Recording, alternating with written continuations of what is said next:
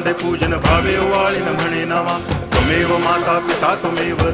बंधुश्च सखा त्वमेव विद्या तरुणं त्वमेव सर्वं मम देव कायेन वाचा मनसेन्द्रियैर्वा बुद्ध्यात्मना वा प्रकृति स्वभावात् करोमि यद्यत् सकलं परस्मै नारायणायति समर्पयामि अच्युतं केशवं रामनारायणं कृष्णदामोदरं वासुदेवं हरि गिरिधरं माधवं गोपिकावल्लभं जानकीनायकं रामचन्द्रं भजे हरे राम